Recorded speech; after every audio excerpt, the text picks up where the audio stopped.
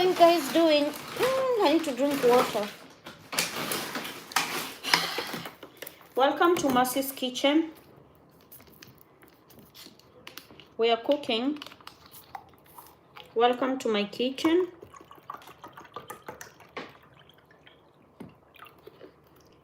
Let's cook Nigerian ogbono soup. You all know I'm from Kenya. In Kenya, we don't have this type of soup. But in Nigeria, they do have. So since I'm in Nigerian home, my house is Nigerian, we need to make Nigerian ogbono soup.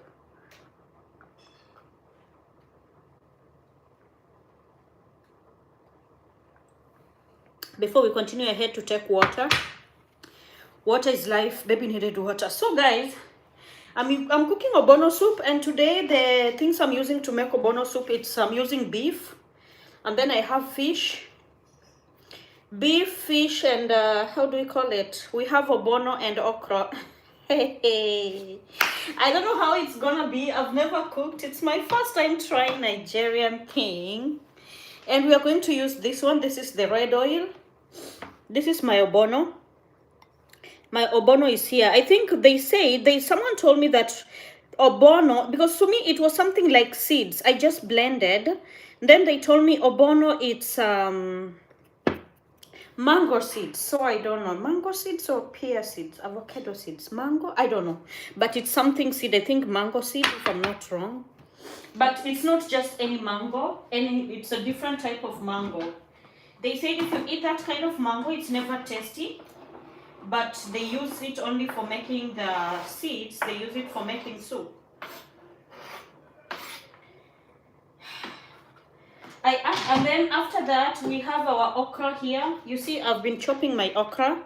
This is the okra, but it's not fresh okra. I bought frozen okra. I don't know if it's gonna work. So we need okra, we need our ogbono. They told me ogbono. I don't know how Nigerians spell it. I don't know if I'm spelling well. Nigerian, please forgive me. This is the ogbono. I used frozen okra. They didn't have fresh one. I really wanted fresh okra, but I don't have it. We have our palm oil or red oil. This is from the palm fruit. Nigerians and people from the West Africa, they will know it very well. In Kenya, we don't have such. I hope you can see. Yeah, we have to try. It's our first time making it. Okay, let me show you this ogbono, how it looks. This one is blended one. I already blended. This is how it looks. You see, it's a mango. They told me, I think mango or avocado seed.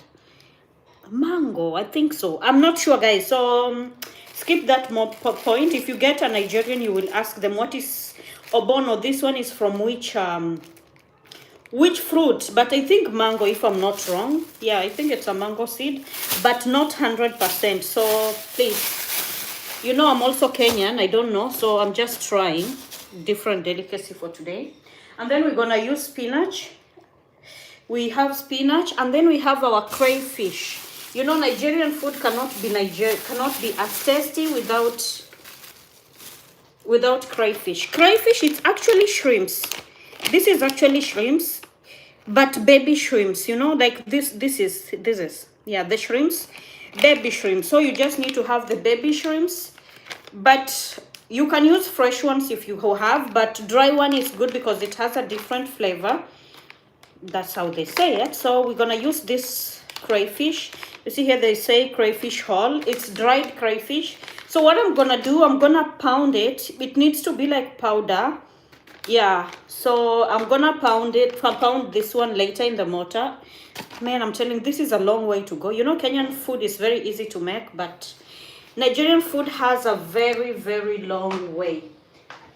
And we have the fish. Actually, this is the kind of fish I'm using.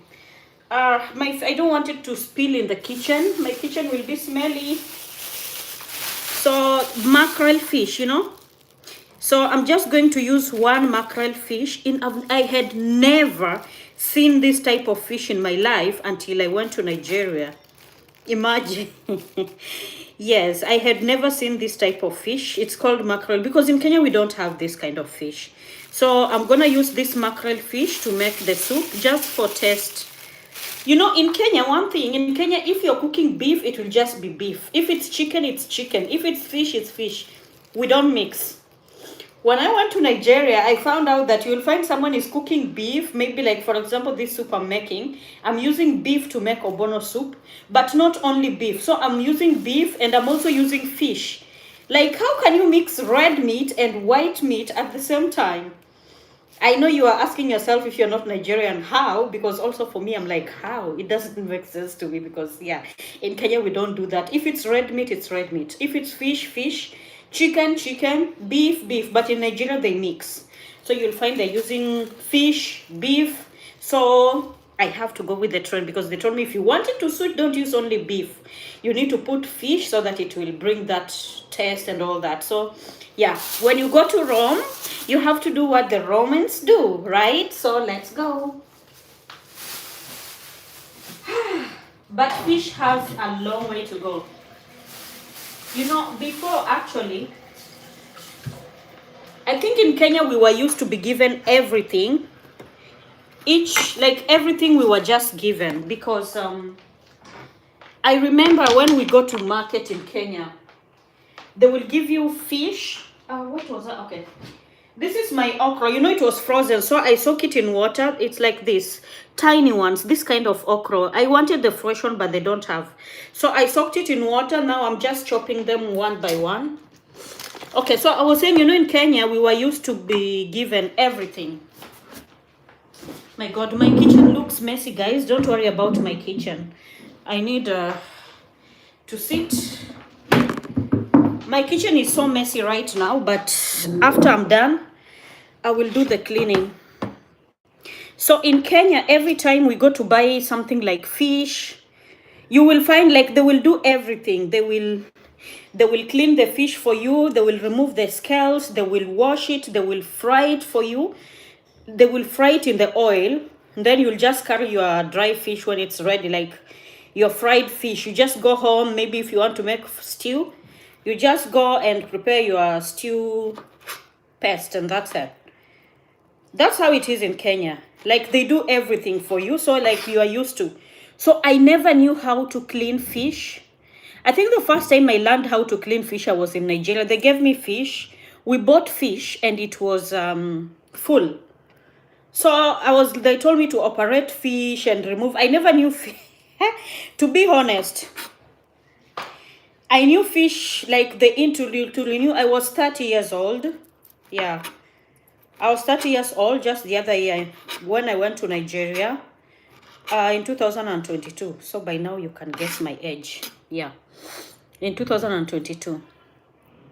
I was 30. No, I was not 30. I was 29 going to turn 30. Yeah. I was still 29. I was still a baby girl. I was still a small baby in 2022. So you can count now we're in 2025. Ooh, 3 more years. Oh my God. So 30, 31, 32. Yeah. So when I went, they gave me fish to operate. And I was like, I don't know. I have never tried in my life. I was even scared to touch a fresh fish because I had never touched a fresh fish in my life. Never, to be honest. I had never touched a fresh fish in my life.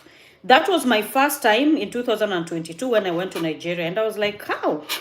And you know, in Kenya, we have Indian Ocean, we have like Victoria, like we have a lot of fish areas. But you know, most of the time when you go to buy fish to those mades, we call them mades, you will find like they have already fried the fish already.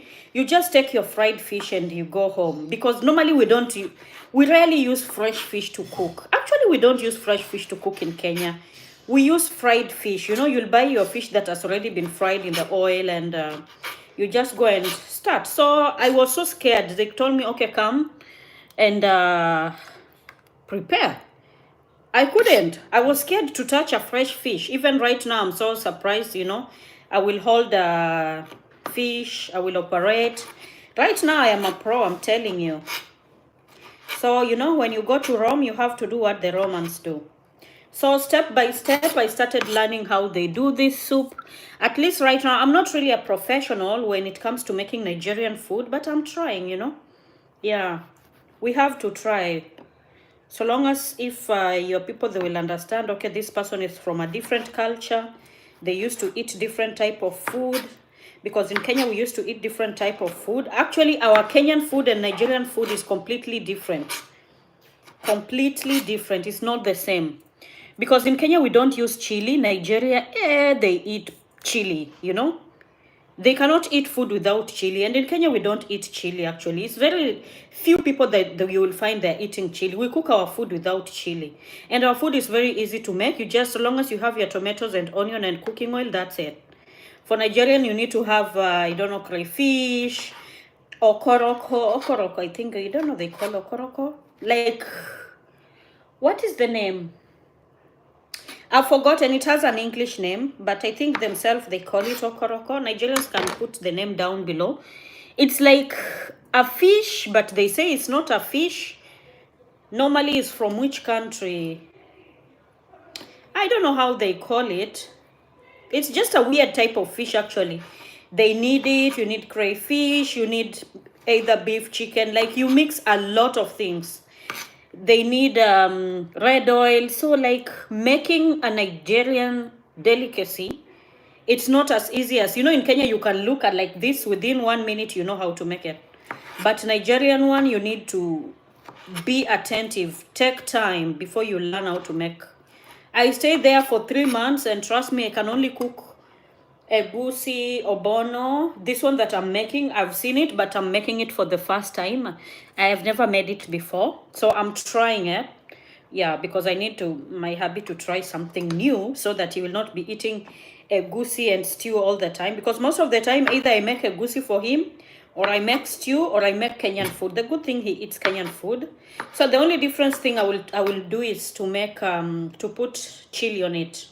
But otherwise it's Kenyan made and all that. But today I want him to eat something from his country, and yeah, here we go. So can you imagine all these ingredients I am using? And I don't have all actually. I was supposed to have, like, I have fresh fish. I'm supposed to have dry fish as well. I'm supposed to have beef. I'm supposed to have crayfish. I'm supposed to have the okoroko, that fish that is dry also. It's another different type of fish, but I don't have it. So, Nigerians, your food is very difficult to make. But anyways, let's try it. So I don't have all the ingredients. It's very difficult to find them here in Europe. We have shops that sell them, but the shops are very far, and also it's very expensive. Like this okra that I bought, this is for Tunisians and Egyptians. They're the one who use this type of okra, the tiny ones. So these ones I bought, this okra I bought in Tunisian shop. And then the ogbono, that one my hubby came with it one time when he visited Nigeria. Red oil, I bought it in Tunisian shop. The good thing you will find here, if people are from Tunisia, like North Africans, like Tunisians, Egyptians, because they know African in their shop, when you go inside, you will find also African products. So when I went to this Tunisian shop, I was able to find this red oil. This one, I bought it from them. Even semolina, you know, semolina, that one is normal. We eat it in Kenya. In Kenya, we call it ugali, the maize flour. That one I bought it also in Tunisian shop. So the good thing is that at least Africans, they appreciate other Africans. So you'll find if they're like Africans, but they will be selling at least black Africans things. So people from North Africa, they are selling things from West Africa. I even saw omena. Omena is from Kenya, the anchovies. I was able to see anchovies there as well. So, you know, it's good at least when you see people supporting each other. So, because sometimes, yes, we just want, you know, it's boring every time eating pasta here and there. It's pasta and rice. It doesn't make sense to me. I can't. Because trust me, I realized since I moved here to Europe, I realized most of the food that people eat, if you're not eating rice, you're eating pasta. If you're not eating pasta, you're eating pizza. If you're not eating pizza, you're eating burger. Or fries. Like, come on. It's not healthy at all. So that's the problem. And I was like, I can't. To me, such food I eat once in a while, because if I eat it today and tomorrow, trust me, I don't like it. So I was so happy when I found, like, I went to this Egyptian shop. I just saw it was a Tunisian shop actually. So I went to this particular Tunisian shop because I love Tunisian food also. I love couscous from Tunis. Before, I lived with Tunisians before, so I know their couscous is so nice. And also harissa. I bought harissa. Harissa is like Egyptians and Tunisians, they know. Like, it's chili in a can. It's very nice when you eat it with egg, boiled egg. It's so tasty, though it's very pepperish. So I was so happy when I went to that shop and I was able to find, African delicacies. I was like, finally, at least we're gonna eat African food for today, not only pastas. Every time to eating pasta, spaghetti, rice. It's not good. It's not healthy. That's why I've been adding weight since I moved to Europe, like, because the kind of food we eat, it's not what I grew up eating. I grew up eating sweet potatoes, cassava, yams, ugali. We have a lot of food varieties. But the country that has the best food varieties, it's Nigeria. Trust me. If you've never tried Nigerian food, you need to visit Nigeria. You will fall in love with food. I spent 5 months, almost 6 months in Nigeria. Number one thing I loved about Nigeria is food. I fell in love with food. Food, you can eat until you forget your name. You taste this one, nice. You taste the other one, nice. You taste this one, my God. The Nigerians have a lot of food. You will fall in love with the food.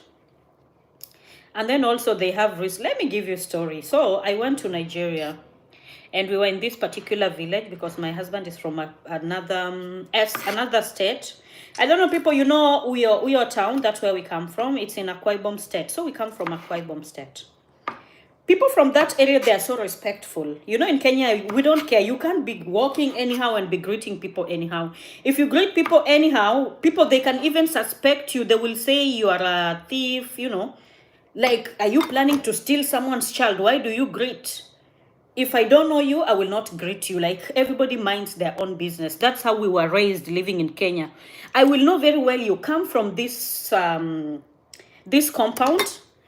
I'll see you every day, but when I meet you, I will pass you. We don't really greet anyone anyhow, unless maybe they are your family friends. Like, Kenyans, they will understand. You don't just meet anybody on the road and you greet them. So I went to Nigeria. And by that time, I was heavily pregnant by then. I was expecting my son. So when I was walking, there is these old people I used to pass when I pass on, because, I am a foreigner in this country. I don't know them. I actually didn't know anybody apart from the family where I come from, like my mother-in-law, my sister-in-law. They're the only people I knew. That's it. And my father-in-law, that's it. So when I'm going to the shop, I cannot greet anyone because I don't know them. So I used to walk. So there is these old people. They used to meet and sit in one place. I think they're like 70s, 80s, like that, the oldies. So anytime I pass, I don't greet them. I just pass, I go. Then when I pass, I will hear they will start speaking, but they're speaking their language. So I couldn't understand. I will just mind my business and go. So I think it went like that for like 1 week, because I used to pass. I used to go and find sugarcane every time because, my cravings were just sugarcane and mango. So this day I passed, I didn't greet them. They're old. They expect you to greet them. Hey, grandma, how are you? So when I passed them, they followed me. The man just followed me because he wanted to know where am I coming from. So they followed me to the compound where I was living. So they saw me going to my father-in-law's compound. And they went there and they reported me. They said, this girl, why she doesn't like to go? Who is this girl that doesn't have respect? She doesn't greet people. She will just be walking. She will pass her elders. Nigerians, they have respect. It's not like Kenya. Kenya, we don't care. I don't know you. I don't know you. We mind our own business. But Nigeria is opposite. You need to greet this. Imagine this old man came to our compound and he went to report me that I'm not greeting them. Why this girl doesn't have respect? She's always passing, but she cannot greet me. Ordinary greetings. They want to report me, guys. That's Nigeria for you. So that's one of the thing I found so weird, because it's not in Kenya. Because I wish to be surprised every time, because most of the time, Nigeria is very hot. And one thing, there is no electricity is not constant. Like in a week, we used to get electricity maybe twice or once in a week. So you can imagine most of the time there is no electricity. We were using generator, but you can't put generator during the day. We will put generator in the evening so that we can watch at least news, we can watch movies, maybe for like 3 hours. So most of the time we were using generator, and we cannot put generator all the time because, fuel also is so costly. So during the day, the weather will be very hot and all that, the stuff like that. So what I used to do, I will go outside to sit, so I can get fresh air. Then I will see others, kids, when they pass, small kids. When they pass, they will greet me, Auntie, how are you? I will say I'm fine. Then, I'm wondering, I'm not their aunt. We are not related. Why are they calling me Auntie? Because in Kenya, it's not like that. You don't. This is not your aunt. Why will you call someone auntie? Unless this is your aunt, you are related, or this is your nanny, they work in your home, you can call them auntie. But otherwise, any stranger, you cannot just pass and call anybody auntie. So I was so surprised because, okay, the first day they passed, they are saying, Auntie, how are you? Then I said, I'm fine. Then I was wondering, do we have relatives here that I don't know? I answered, but I was, that answer when you just answer, but you are so... Because I'm not used to do that. So I told them, I'm fine. Then when they come back, Nigerians, they can greet people. They love greetings. And then when they came back, like it didn't take like 5 minutes, they were passing back again because they can see me, I'm still sitting outside. So when they passed again, they saw me. It was morning, they passed in the morning, Auntie, how are you? I greeted them. And then they came back around few minutes ago, they passed back. Auntie, well done, no, is another kind of greetings. And then they passed again the third time in the afternoon. Auntie, good afternoon. And then I was like, what is this? You can't be greeting anybody anytime you miss. If I greet you in the morning, today I've met you, I've greeted you in the morning. That's it. I've already greeted you. Business finished. I don't need to greet you like if I meet you at 7, I greet you. At 8, I greet you. At 9, I greet. No. But in Nigeria, they have that respect. So long as, if someone is a female older than you, you need to greet if it's a female, you will greet her auntie. If the person is like a mother, you will greet her like mom or something. And if a person is older, like your daddy's age, you can call her daddy, like uncle. Good morning, uncle. Good afternoon, uncle, Yeah. And then if someone is older, like your grandma, you can greet them, Grandma, how are you? You call them, like they have that respect, of which we don't have it in Kenya. For us, no, both of us, we just mind our own business. So that is just like, culture shock, different countries with different. So I think some people, some of the Nigerians in that village, they used to think maybe like I'm proud, I don't want to greet, I don't want to speak their dialect, I'll only speak English. But this is because, but anyway, when they came to realize I'm from a different country, then they were like, okay, they could understand, okay, the reason why. But at the beginning, it was tough. Can you imagine a stranger just following you to your compound to go and report you that you didn't greet them? Greetings is not by force, actually. Greetings is not by force. And some of us, we grew up from different environment in our culture. You don't just greet anybody anyhow. Especially for kids. Even for me, actually, if I grew up in Nigeria. If I go to Nigeria and if I grew up in Nigeria, I'm already grown up. If I go to Nigeria and I'm raising my kids, I will not teach them this culture of greeting anybody anyhow. It's not safe. I will just tell them, if you don't know the person, mind your business. Don't. Because for us, they used to tell us, if you don't know the person, don't greet. Because, especially for kids, you'll be telling them, greet, this is your elder. It's a form of respect. Yes, you don't mean any harm, but you don't know who the baby will meet.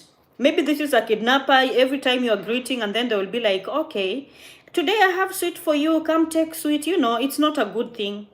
I can't teach my kids to be greeting anybody anyhow on the way because it's not safe, especially for the children. But in Nigeria, I think, I don't know if it happens in other states, but in Akwa Ibom state, it was like compulsory. I'm done cutting my okra. Thank God I've been busy until I'm done cutting my okra. I don't think it's good to teach your kids to be greeting anybody they come across. It's not really safe because that's how people can start befriending your kids. Before you know it, your kids has been taken away because, you know, in your own, you didn't want to mean any harm. You just wanted to teach your kids to have good manners. So in a kind of way, I appreciate the way I was raised in Kenya. Just mind your business. If you don't know, our mom used to be very tough. One thing when we grew up, however hungry I will be or thirsty I will be, I cannot eat in your house. I cannot drink water. Like, and I go to a neighbor and they give me food. I cannot eat to anybody's house. No. And I cannot sleep in any of even if you are my relative, I can't sleep in your house unless. And one thing I love, if we are going to sleep, if one of our relatives want us to sleep in their house, my mom or my dad need to be there. They just can't send us to our relative and you go and you'll sleep there. No. No. So, like, I think that's what I will teach my kids. I can't let my kids just go visit anybody anyhow. It's not like you're suspecting anyone, but no. Your kids need to know they should not just be eating on anybody. You know, you just meet anybody on the way and they give you food, you eat. They give you water. That's how people, you know, kids, it's easy to befriend them with candies. You know, kids, they love candy. But I can't. I will just teach them the way I was raised in Kenya. Don't eat from anyone. Don't take, however hungry you are, don't eat any food from anyone. So guys, I need to pound my crayfish. This is my crayfish. Most of them are broken because it's dry. So for those ones who don't know crayfish is dried shrimps. These are just shrimps, but baby shrimps, not bigger ones. So you take the shrimps, the dried one, and then you pound it. And this is what you use to cook the soup. So all Nigerian homes, they can't cook their soup without this. You see, I have this one came from Nigeria. I think this is from people from Akwa Ibom state. It's called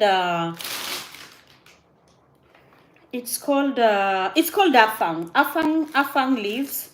It's one of the favorite soup. Like they say, if you visit that state and you're a visitor, if they cook for you food with these leaves, afang, it's like you are a very, very, very valued guest. That's what they told me. I don't know if it's true or not. And then here we have a goosey. I told you guys I know how to cook a goosey. All this we bought from the Indian shop. Imagine Indian shop, they're selling African products. It's very nice, right? This is Indian. This is a goosey. A goosey, you know, when you're watching Nigerian movies, before when I'm watching Nigerian movies, because in Kenya they show a lot of Nigerian movies, I used to see them eating, maybe they're eating fufu or ugali with something yellow in a plate. That yellow thing, for your starter, you might think it's eggs or something, but it's this. That's called a goosey. When I went to Nigeria, that's when I realized it's called a goosey. And a goosey, it's made from melon seeds. I don't know. I've never seen melon, so I don't know. But they say melon seeds, so I don't know how the melon looks like. When they told me melon, I was thinking it's watermelon, but no, it's not watermelon. Oh la la, I don't have enough crayfish. I don't know how my food is going to taste today. I thought I have enough crayfish. This is little. I wanted it full so that I can pound it. This is because my husband doesn't eat any seasoning. Like if you put Maggi, all this curry, powder curry, my husband cannot eat. Like you just cook food like that organically. So the only thing he prefers, instead of using Royco cubes or Star or Maggi, instead of using them, instead of using seasoning, he prefers you use this crayfish. Because this one is natural, you know, it's just like dried shrimp and all that.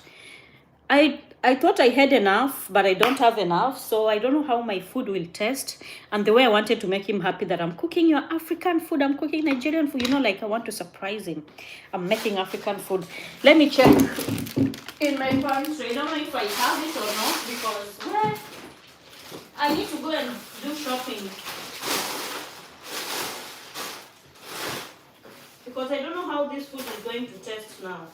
Hey. Food without enough ingredients. I am finished. I beg. I no get. I don't have it. So I don't know what I'm going to do, but I think we'll just eat it like that.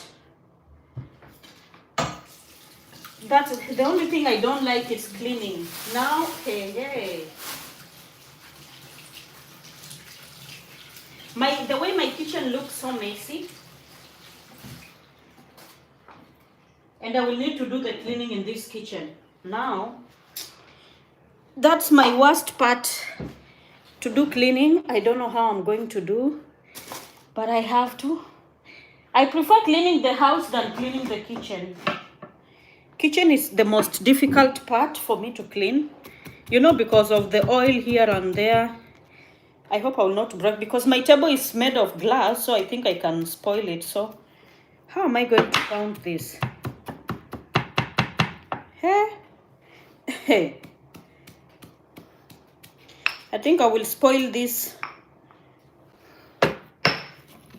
I don't want to break the glass because this table is made of glass. Let me just try to pound it.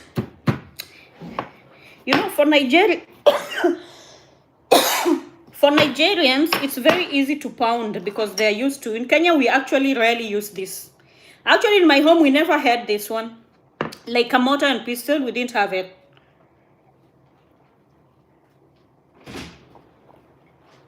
Because we were not cooking with it. Hi, DJ Plaids. Thank you. You're welcome. Thank you for joining. Hi. So, you know, when you visit different places with different things, in my country, we grew up without this because we don't really pound things. So everything was okay. Welcome back. How are you?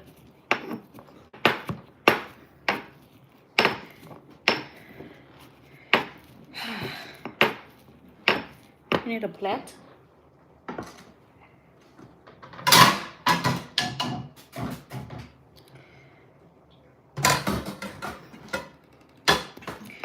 So if we have Nigerians in the house, let me know. Ogbono, that ogbono seed is made from what? I forgot. Put a comment so that other people also will know. They will know what ogbono is made of. It's made from which fruit? So that others will learn that if they want to try it, they will try it. It's really nice. But it's a very delicious soup. It's a very delicious soup. I've eaten it many times and I love it.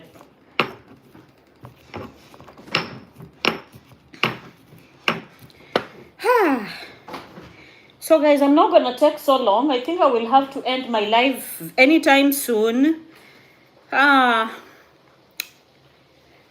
Because I've prepared all my ingredients already, but beef will take like I like my beef to cook very well, which is going to take like 1 hour from now. And I can't keep you guys for 1 hour waiting before we process.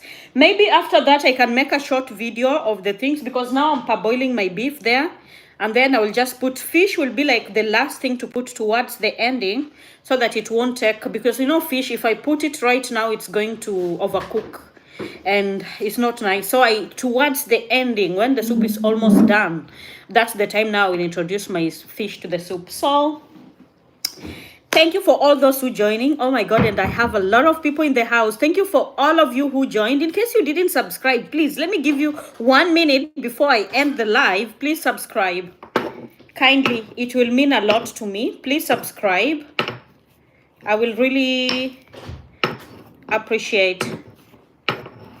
Kindly subscribe to this channel. You can also share my videos. If you have friends, colleagues, Tell them to subscribe. Just take your phone. Don't even tell them. Take their phone. Subscribe and put the notification on, okay? Because we have amazing videos, guys, we'll be sharing every time. Especially summer is coming, and you know summer in Europe is the best. Yes, going to the beach, enjoying here, moving here and there. We will go to other places, so, you know. So subscribe if you want to see, you have ideas of places to visit here. I'll be sharing all those details, okay? So thank you for those who subscribed. And also give me a thumbs up. And then we will meet next time, right? Maybe tomorrow. Maybe tomorrow or day after tomorrow, I will be live again, okay? I love you guys. Nawapenda. Let me tell you in Swahili. Nawapenda sana. Nawapenda means I love you. If it's one person, you will say nakupenda. It's one, nakupenda. But if it's a lot, since you're many people, nawapenda, because you are many, you know? Yes. Since you're many people here, nawapenda. Take care of yourself, and don't forget to subscribe so that when I come live again, you'll be notified and you will see what do we have next here. All right, guys. Ciao, ciao.